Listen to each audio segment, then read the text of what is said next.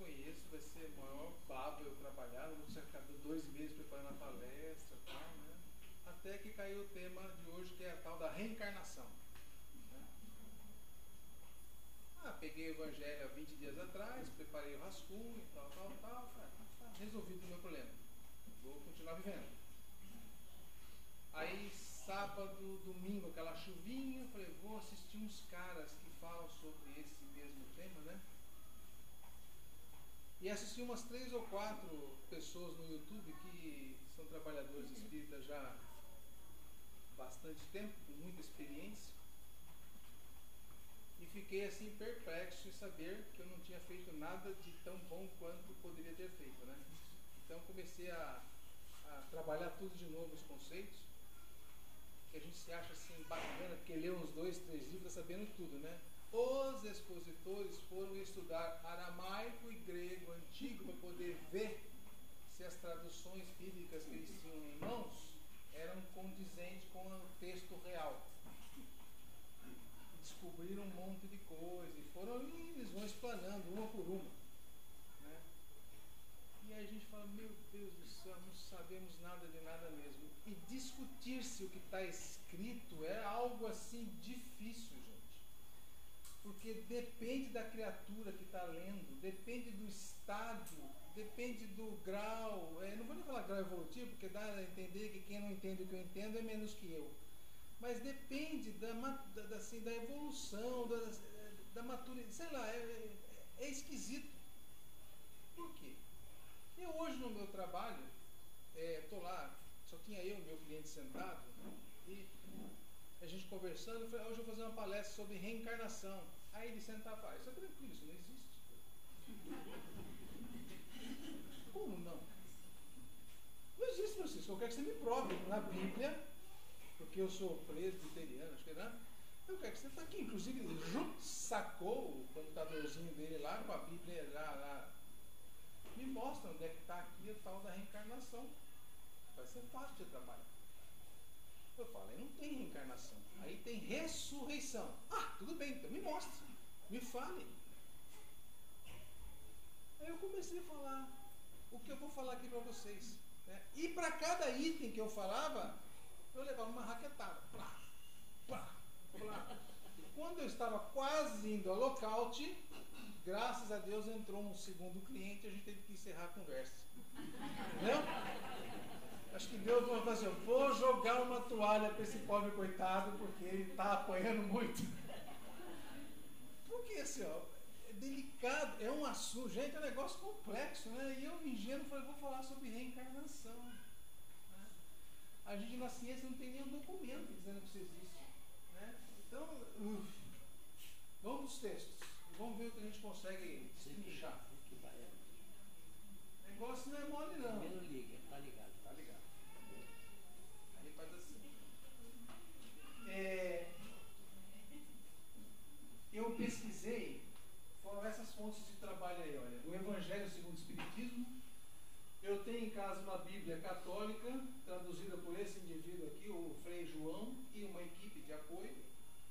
Assisti a palestra do Severino Celestino, um camarada que tem assim um currículo invejável. Esse Haroldo também é outro, né? São 2 palestras do Severino. Esses 2 indivíduos que estudaram grego, aramaico, Paraná. Então eles assistem aquele filme de Jesus lá, que foi lançado uns 4 anos atrás, que Jesus fala tudo em aramaico. Esses 2 caras assistem o filme sem ler legenda, tá certo? Criaturas mortais, assim, bem parecido comigo. Então, essas 3 palestras, inclusive esse indivíduo aqui, essa primeira, a do Haroldo tem 4 horas e meia de duração. Não dá para assistir com um parceiro que não é espírita, eles não aguentam. Tá certo? Então tem que ser uma televisão só para você que está aí a fim de entender alguma coisa, vai lá e use. Porque você vai apertar o calo de quem quer usar a televisão e está toda hora o cara falando de Jesus lá. Vocês vão encher o saco do indivíduo, do parceiro. Esse Severino aqui é um camarada também que fez vários seminários no Nordeste, no Brasil todo. Então, são belas fontes de pesquisa. Então, Quem quiser isso aqui, depois deixa o e-mail lá para o Juliano, eu passo depois por e-mail esses slides, tá bom? Nós vamos tentar ver ressurreição e reencarnação, os laços de família, instruções dos Espíritos sobre quantas encarnações eu quero ter, ou eu preciso ter, necessidade da encarnação e a pergunta: encarnação é um castigo? Então eu coloco em esses slides a exposição dos textos bíblicos, tanto do Antigo como do Novo Testamento, em que homens de raízes hebraicas escreveram inspirados sobre a questão da ressurreição. Primeira observação: reencarnação não tem na Bíblia, porque foi um termo colocado por Kardec a partir de 1860. Tá? Observamos antes que o termo reencarnação, é isso aí.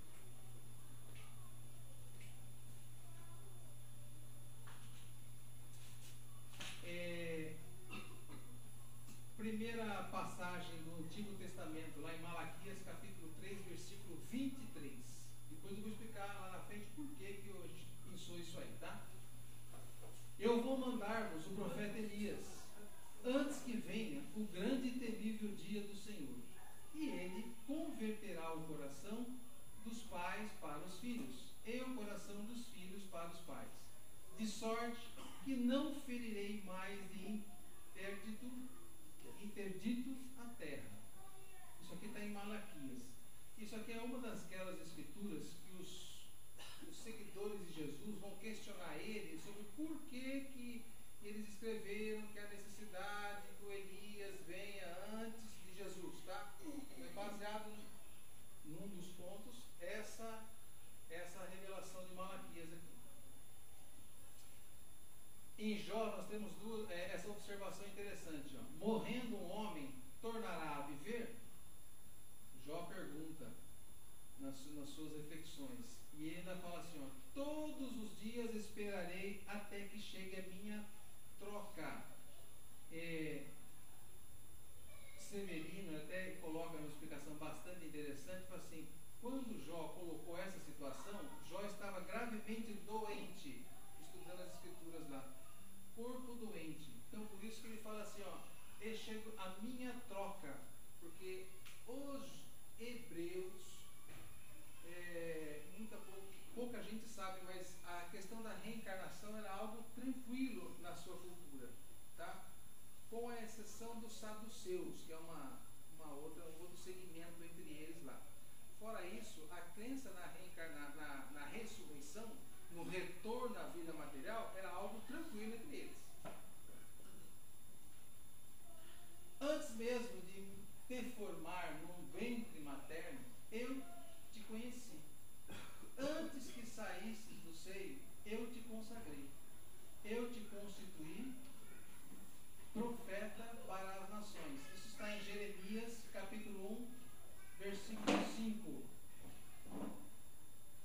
Aqui nós temos uma inspiração que Jeremias recebeu, aonde a gente percebe, dentro da nossa visão espírita, né, que Jeremias já existia em espírito antes de encarnar. Além disso aí, fica tranquilo. Na minha opinião, na minha concepção. Eu não vou dizer o que o meu cliente falou a respeito disso aí, tá? Mas... Mas você está achando que Deus é o quê, meu amigo? Deus conhece tudo. Eu falei, tá certo. Eu sou o teu Deus. Sanciono o pecado dos pais sobre os filhos na terceira e quarta geração. Isso aí está em Êxodo 26, capítulo 34, versículos 6 e 7. O que isso aqui é para nós espíritas? Você peca. Até a terceira e quarta geração, você vai resolver esse problema do seu pecado. O que é isso aí para nós? Que lei é essa? Lei de causa e efeito. Lei de causa e efeito. Tá?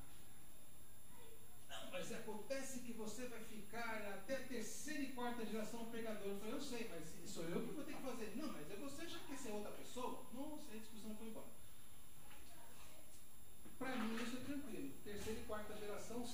significa, que a gente até deve ter discutido aqui em algumas palestras, eu desencarno. Quando eu desencarno, eu vou para o plano espiritual e eu permaneço ligado à minha família espiritual, aqueles espíritos com os quais eu me afinizo, né? Pode ser realmente uma família nos tipos que nós conhecemos, né? Parentes, tarará, ou pode ser o meu bando que eu gosto de andar durante, né? O meu jeito livre de ser. Então eu me afinizo. Acontece que quando eu vou reencarnar, aonde eu vou reencarnar? Dentro do grupo com as quais eu já convivi. Porque possivelmente as minhas encrencas que eu preciso resolver estão muito relacionadas às pessoas com as quais eu tenho convivido. Então o meu elo fica sempre ligado dentro de uma mesma corrente. Na minha cabeça, quando eu falo terceira e quarta geração, é essa possibilidade. Eu estou reencarnando como eu serei o meu neto, o meu bisneto. Isso é bastante possível e até bastante lógico. E a gente vai pegar todos os romances e livros que nós vamos estudando. Isso acontece de monte, né? Isso aí está no Antigo Testamento. Paulo aos Coríntios. Paulo tem algumas colocações bastante interessantes. Ó. Semeado o corpo animal, ressuscita o corpo espiritual. Antes de falar disso, quem foi Paulo? Paulo foi um indivíduo que teve uma importância danada na divulgação do Evangelho, né, fora do judaísmo. Ele se aventurou por toda a região, pois, se eu não me engano, ele quase chegou na Espanha. Ele só não veio para o Brasil porque ele teve um probleminha lá, ele não tinha passaporte para fazer a travessia. Então ele foi convocado para retornar a Roma, tal. Mas Paulo foi um camarada que trabalhou demais. Quando ele ficou velho, que ele não aguentava mais viajar, ele começou a dirigir os cristãos convertidos através de cartas, né, para todas as regiões. Vinham os mensageiros, falavam os problemas que eles estavam passando, e Paulo passava as orientações que ele achava pertinente àquele caso e distribuía as cartas até o seu endereço. A região de Corinto estava tendo alguns problemas, tal. Entre um dos questionamentos, essa questão de retorno à vida. Então ele fala: semeado o corpo animal, ressuscita o corpo espiritual. Ou seja, enterrou, desperta o espírito desencarnado. Mas dirá alguém: como ressuscitam os mortos? Com que corpo voltam? Paulo ficou tão bravo com essa pergunta que ele só falou assim: ó, insensato. Como é que vai ressuscitar?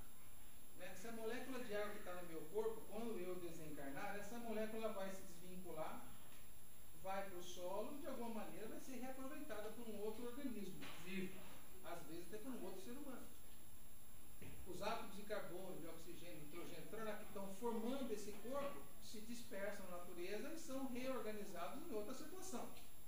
Então, dizer que o espírito volta para ter o mesmo corpo, cientificamente isso é inviável. Impossível. Kardec até coloca. Se tiver dúvida entre a ciência e as nossas colocações, fique com a ciência, né? Agora vem no Testamento Novo. E veio Jesus para os lados de Cesareia de Felipe e interrogou seus discípulos, dizendo: quem dizem os homens que é o Filho do Homem? E eles responderam: uns dizem que é João Batista, mas outros que é Elias, e outros que Jeremias, ou alguns profetas. Disse-lhe Jesus: e vós, quem dizeis que sou? Uma coisa que é importante nesse texto aqui, ó, não são o diálogo entre Jesus e os apóstolos, tentando extrair daí alguma coisa sobre a posição divina que ele está ocupando. Não é isso, não. Se Jesus, aliás, se esses homens que estão envolvidos nesse diálogo não tivessem crença absoluta na tal da reencarnação, que eles chamam de ressurreição, eles estariam conversando nesse nível, nesse tom. Jesus, do jeito que ele era, imediatamente falaria: que bando de loucos, como poderia um morto vir a luz, né? Ele fala, ele tem essa reação contrária a essa colocação do apóstolo? De jeito nenhum. Ele simplesmente fala assim, ó: e vós, quem dizes que sou? Respondeu respondendo Simão Pedro: Tu és o Cristo, Filho do Deus vivo.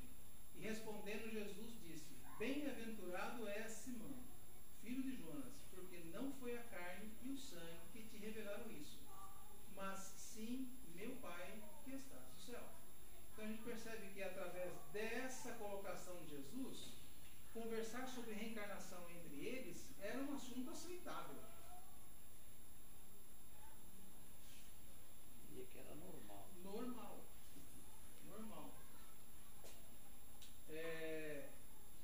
E chegou, uma coisa interessante, aqueles dois expositores lá, eles quando estavam fazendo o curso de Ana Marco, o professor falou assim: mas é que vocês são protestantes? Aí eles falaram assim: não, nós somos espíritas, reencarnacionistas.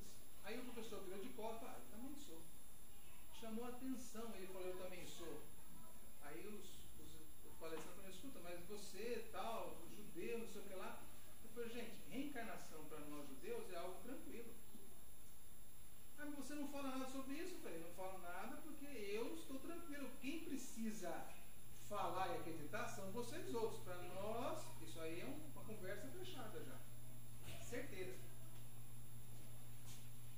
Outra passagem do Evangelho Novo lá, ó. E chegou a Herodes, o tetrarca, a notícia que tudo que Jesus fazia, e ficou inquieto. Porque dizem uns: é João que ressuscitou dos mortos. E outros: é Elias que apareceu. E outros: é um dos antigos profetas que ressuscitou. Então disse Herodes: eu mandei degolar a João. Quem é, pois, este de quem ouço semelhantes coisas? E buscava ocasião de o ver. Quer dizer, perceba, de novo saiu a conversa de que existe um indivíduo, aliás, poderia ser o espírito de profetas que já haviam desencarnado, que estavam de novo com voz ativa naquela região, habitando, logicamente, outro corpo. Então, quando você analisa o texto nu e cru, você também percebe que existe uma aceitação total da ideia da reencarnação aí. Possível. Mas vejamos mais um pouquinho. Naquele episódio da transfiguração lá, os discípulos lhe perguntaram dizendo: pois por que dizem os escribas que importa vir Elias primeiro? Mas Jesus respondendo disse: Elias certamente há de vir e restabelecerá todas as coisas. Digo-vos, porém, que Elias já veio e eles não o conheceram. Antes fizeram dele tanto quanto quiseram. Assim também o Filho do Homem há de padecer às suas mãos. Então compreenderam os discípulos de que era de João Batista que Jesus lhes falava. Então, nesse texto aqui, de forma clara e evidente, nossa, eu coloquei isso aqui para o cara hoje de tarde e quase me bateu. Tem uma outra passagem, ele coloca assim, ó. Ele fala assim: você não acredita em Jesus? Quer dizer que tudo que Jesus falou é mentira? Eu falei: não, ó, quer ver? Abre aqui. Aí eu pedi para ele abrir aqui. Aí eu lê para mim em voz alta, ó. Elias já veio e eles não o conheceram. Aí, ó, então compreenderam os discípulos de que era João Batista que Jesus lhe falava. O que quer dizer isso aí? Não, quer dizer. Oh, meu Deus do céu. Ora,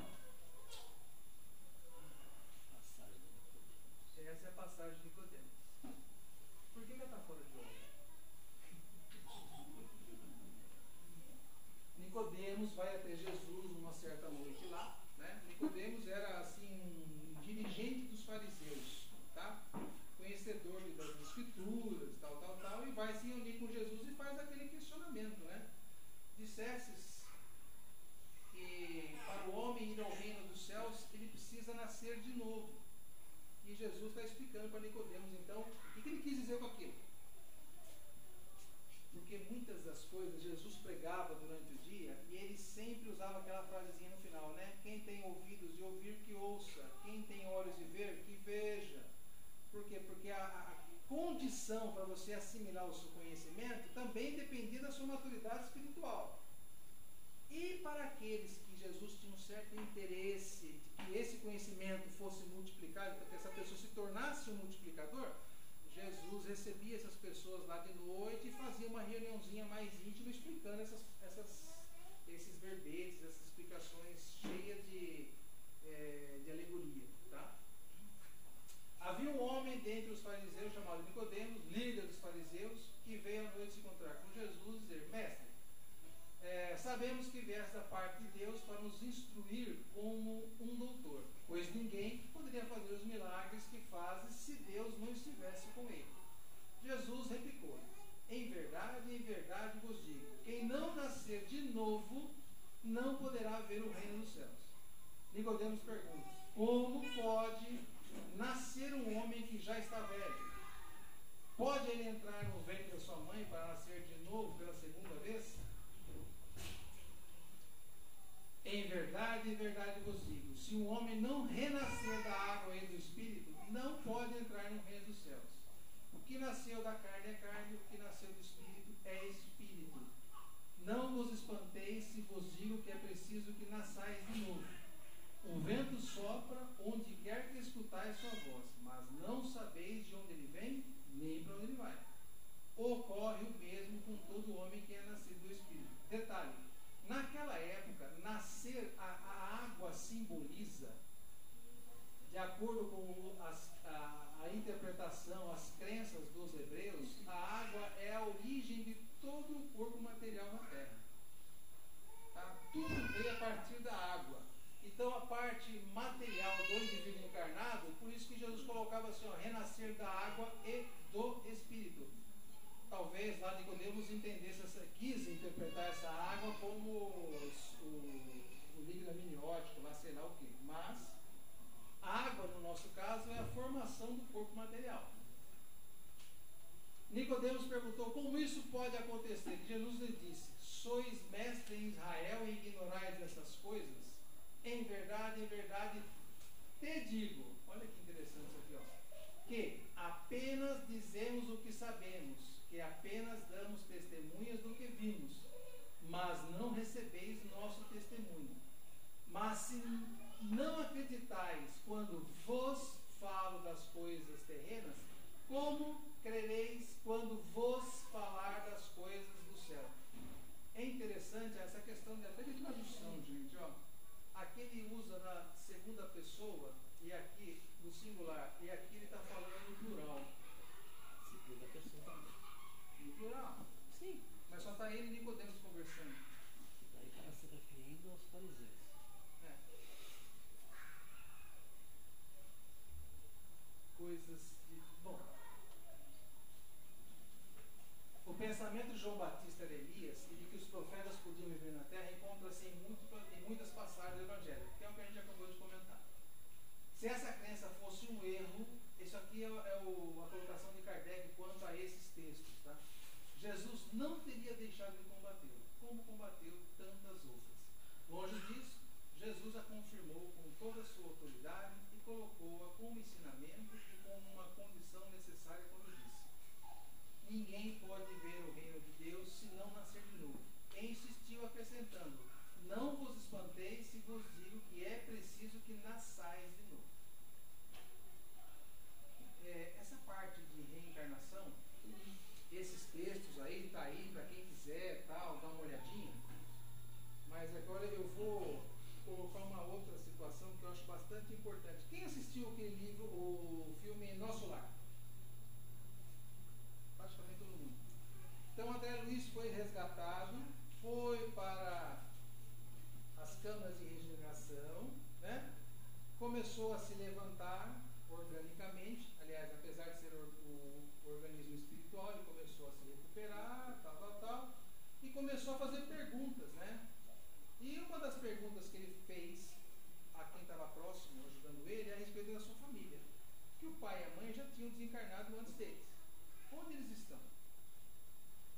Foi dado assim, ó, no seu devido tempo você vai ter os esclarecimentos. E foi passando, e foi se fortalecendo e tal. Chegou um dia que o governador lá, o dirigente, o ministro, convocou ele para uma reunião e falou assim: ó, eu tenho uma pessoa que quer te ver. Agora que você está legal, eu acho que tem condição de receber essa visita. Era a mãe dele. Ele muito emocionado, conversaram um pouquinho, tal, e ele descobriu que a mãe dele estava morando aonde ele estava recebendo os cuidados. Que a mãe dele está num plano superior. E perguntou do pai: onde está meu pai? Bem, filho, o seu pai teve uma encarnação um pouco mais complexa, né? Ele, durante a encarnação, ele teve 2 amantes. E quando desencarnou, ele se reuniu a elas na região lá da onde o senhor veio. Aquela resposta deixou ele meio em estado de choque. O processo reencarnatório, ele tem uma função especial. Qual é a função da reencarnação? É nos ajudar em nossa evolução, não é isso?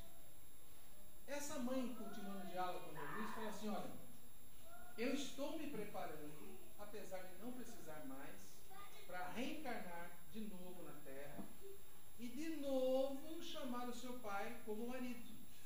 E aquelas 2 amantes dele, eu irei trazê-las como minhas filhas, para que a gente consiga reerguê-las e a vibração delas modificar, para que elas possam usufruir do que nós 2 aqui estamos usufruindo hoje aqui nesse espaço. Então assim, a gente começa a ter uma reflexão um pouquinho mais palpável sobre a questão da reencarnação, quando a gente começa a analisar os propósitos divinos e as necessidades de cada um, né? Temos lá um marido que tem o vício, o desequilíbrio, o desamparo na região, na energia sexual. Temos uma mãe que já está totalmente equilibrada, pronta para auxiliar em missão. E temos um espírito no estado intermediário que está se recuperando também de pequenas situações que ele viveu aqui na Terra que levaram ele à doença, né? E que demonstram ainda a necessidade dele evoluir para que ele consiga também ir para a mesma dimensão espiritual da sua mãe. Então, no mesmo romance, nós temos assim, 3 níveis diferentes de espaço de vivência em espírito. Uma discussão que se faz: a reencarnação, ela separa as pessoas que se amam ou ela aproxima? Sempre aproxima. Por quê? O sentimento é o amor. Ela separa quando nós nos juntamos com interesses. Quais interesses? Dinheiro, atração magnética, não ligada a sentimento, tá? Atração sexual só. Eu acho ele bonito, eu acho ela bonita.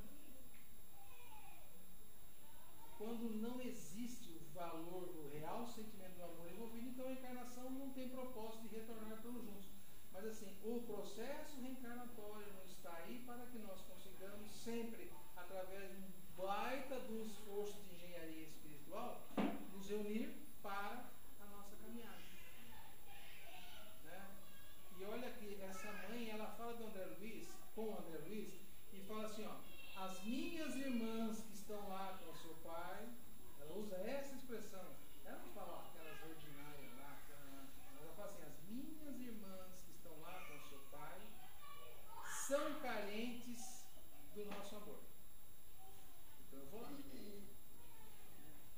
Então assim, a reencarnação tem esse processo maravilhoso de nos unir em família com um propósito só: nos ajudar a reequilibrar. Então você tem um marido que é golofão, que casa com uma mulher que é equilibradinha na comida. Você tem uma mulher que é extremamente gastona, que casa com um cara pão duro. Você tem filhos, você tem aquele filho que estuda sozinho, que toca a vida sozinho, e tem aquele filho problemático que nem toma banho e toca. Então existe assim uma misturança dentro do seio das nossas famílias, com um processo para que essas encarnações vão assim nos lapidando nesse processo. Tarará. Existem crenças no nosso dia a dia hoje que falam assim, ó: tudo isso aí é bobagem, não tem reencarnação, não tem nada. E uma das coisas que eu falei ao meu cliente, né, que eu não queria, mas eu fiz a pergunta assim: então por que tem criança que nasce cega? Essa pergunta eu guardo só para casos especiais, assim, muito especiais. O último caso, aquele tiro de misericórdia, né? Aí o cara falou assim: mas ó, antes que você me responda, eu quero falar assim, o que você entende de Deus? Qual é a definição de Deus para você? Ah, Deus é um Espírito maravilhoso. Eu falei, que mais? Ah, Ele é amor, que mais? Ele é justiça. Ah, Ele é justiça. Então Ele não é injusto. De jeito nenhum, frescou. Então por que tem uma criança que nasce cega? Por que tem uma criança que nasce sem os braços e as pernas? Por que tem uma criança que nasce lá no meio da África, comido por jacaré, e tem outra que nasce no Siriganês aqui? Por que a diferença? Né? Me explica essas coisas. Reencarnação não existe, Francisco. Eu falei, então me dá uma explicação. Uma só. Por que nós temos dores? Gente, quem lida com pessoa, com cliente, com braná, percebe que assim, ó, a pessoa pode ser da etnia negra, branca, amarela, homem, mulher ou qualquer outra opção sexual, criança, adulto,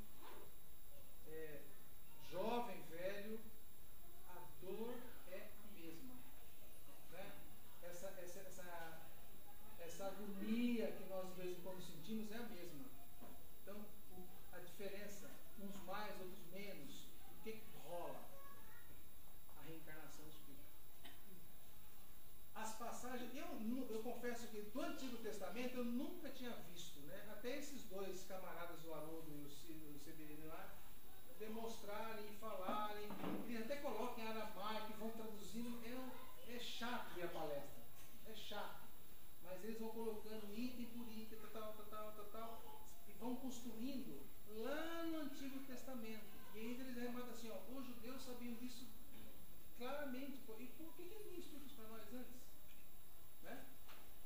A gente estuda, eu fiz o catecismo, eu fui protestante na Igreja Brasil para Cristo, não sei o que lá, e não se fala nessa crença que os judeus que escreveram o Antigo Testamento não tinham de forma tão clara na reencarnação, não se mostra. Só mostra aquelas passagens que o profeta fala, morreu, está morto e acabou, vai ser julgado, vai ser queimado no fogo do inferno, quem não vai para o céu, não sei lá. Então, radicalismo. O espírita tem que pegar um texto e ir atrás e fuçar, né? Porque mesmo nas palestras, os caras falavam as passagens, eu achei importante ir na Bíblia e ver em qual contexto essas passagens estavam sendo colocadas.